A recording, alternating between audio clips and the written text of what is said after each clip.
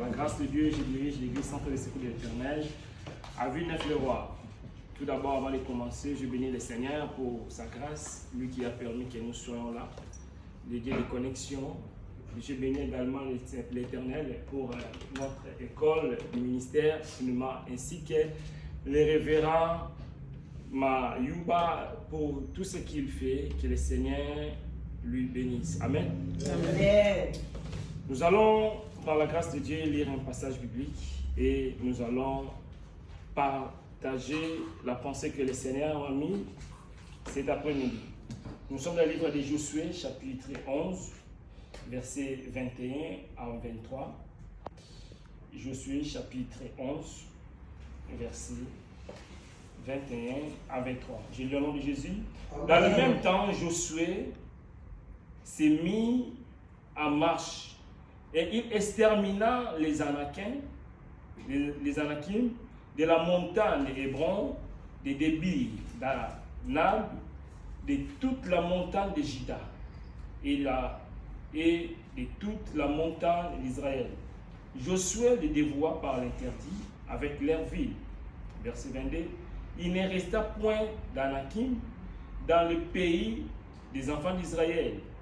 Il n'en resta qu'à Gaza, à Gath et à Asdod. Josué, s'emparant dans tous les pays selon tout ce que l'Éternel avait dit à Moïse, et Josué donna en héritage à Israël, à chacun sa portion, d'après leur tribu, puis il fit un repos sans guerre. Amen. Amen. Seigneur, merci pour ta grâce. Change le logos au rhéma et que ton peuple soit béni. À l'île de France dans ma bouche, dans le nom puissant de Jésus, nous avons ainsi prié. Amen. Amen. Alors, gloire à Dieu. Dans les textes que nous venons de lire cet après-midi, ici nous voyons l'histoire de Josué. Nous savons bien que Josué, c'est le successeur de Moïse, un homme de foi, un homme qui avait la grâce de Dieu, un combattant, un vaillant. Nous allons comprendre que Josué n'est pas n'importe qui. Il a commencé à servir Moïse depuis le livre d'Exode. Josué, il a participé dans les combats contre les Amalek. Josué, il a participé dans beaucoup de choses. Il était là, un homme fidèle, un homme qui craignait Dieu, un homme qui, même sa famille, il craignait également le Seigneur. Alors ici, Josué avait reçu cette grâce. La Bible nous dit, dans le livre de Josué, Dieu avait dit à Josué, je t'ai choisi, c'est toi qui vas faire entrer mon peuple dans la terre promise. Alléluia. Amen. Oh, alléluia. Amen. Alors Josué, à lui, il avait la promesse de Dieu. Il avait l'assurance de Dieu. Pourquoi? Parce que Dieu avait dit à Josué, Josué, je serai avec toi. Toutes tes plantes où foulerai tes pieds, je te donnerai en possession. Je serai avec toi. Nul ne se tiendra devant toi. Josué avait la garantie dans sa mission. Ce qui est bien avec le Seigneur, lorsque le Seigneur nous choisit, lorsque le Seigneur nous donne la mission, il nous donne la garantie d'être avec nous.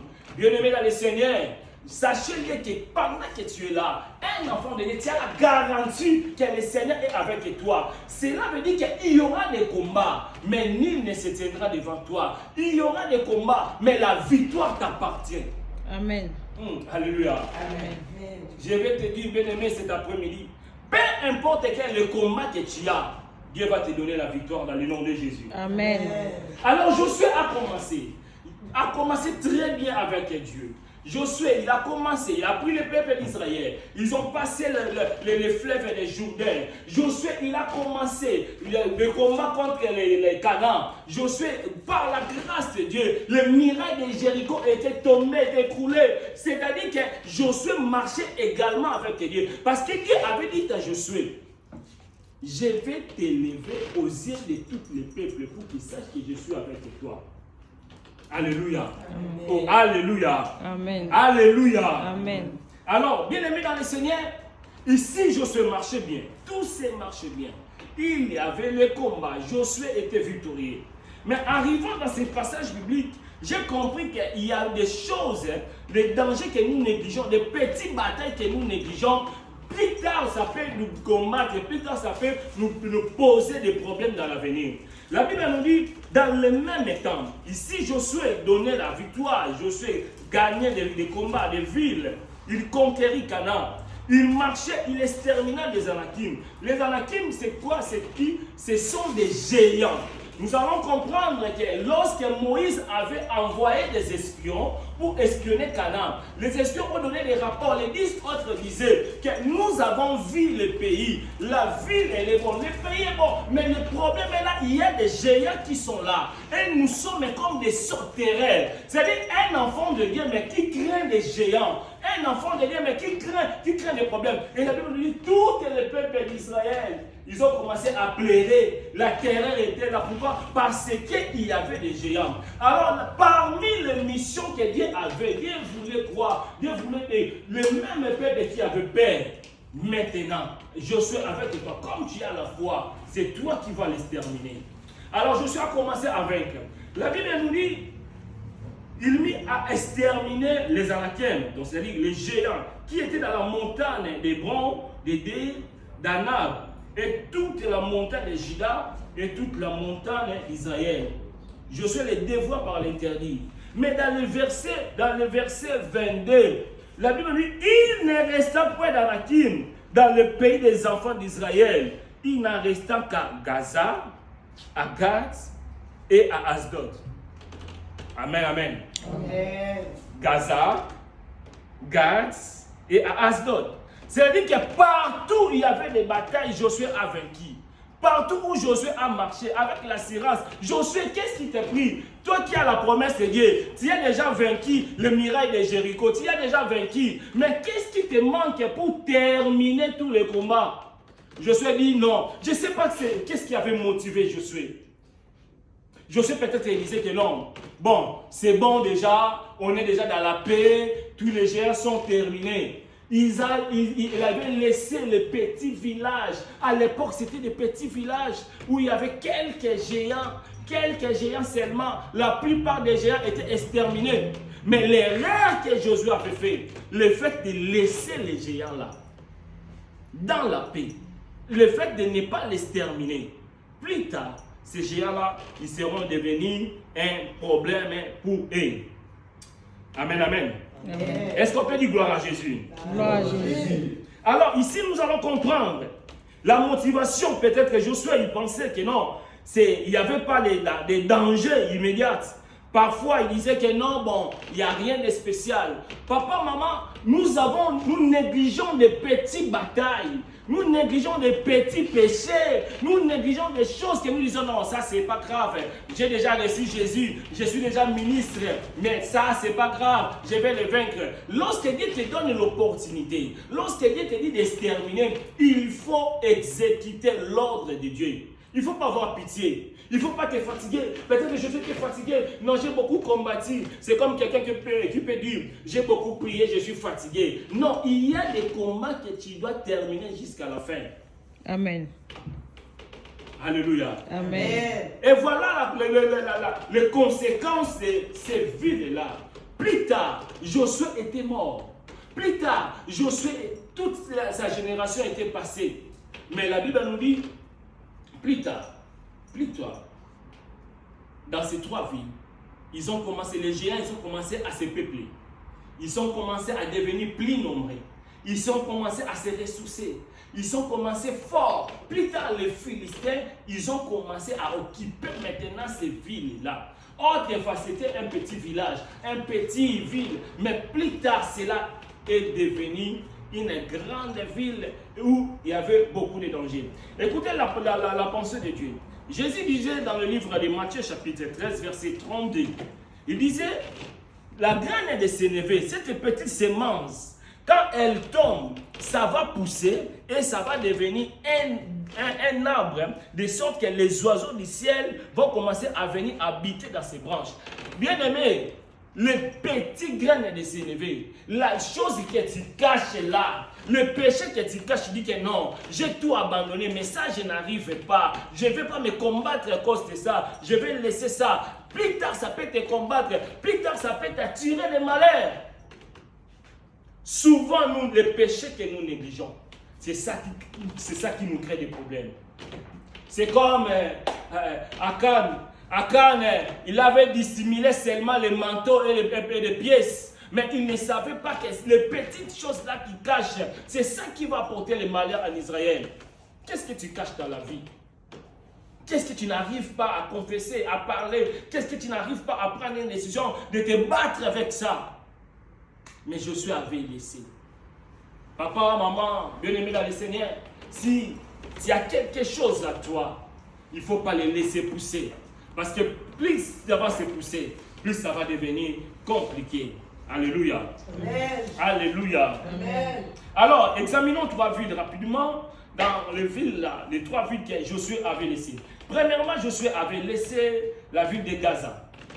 Plus tard, dans le livre des Juges, chapitre 16, verset 1er à 21, nous allons comprendre qu'il y avait un homme puissant qui s'appelait Samson. Samson, malgré sa puissance, il s'est rendu à Gaza, la ville où Josué l'avait laissé. Samson s'est rendu à Gaza. Et là-bas à Gaza, il est tombé dans une piège où il y avait une femme Dalila. Papa, maman, mon frère, ma soeur, je vous en supplie par l'amour de Dieu. La chose que tu caches, plus tard, ça peut te créer des problèmes. Samson, l'homme qui avait une vision, l'homme fort, mais il était séduit par Dalila. Samson avait perdu sa vision. Combien de personnes aujourd'hui ont perdu leur vision? Ils ne voient pas. Aujourd'hui, quand tu regardes, mais tu ne vois pas. Parce que ta vision n'est pas là. Dans Gaza, c'est là où on coupe les cheveux. Tu as la grâce, mais on t'a coupé les cheveux. Tu n'as plus de grâce. Dans Gaza, c'est là où on va te crever les cheveux. C'est là où tu seras prisonnier. Pourquoi il était devenu prisonnier?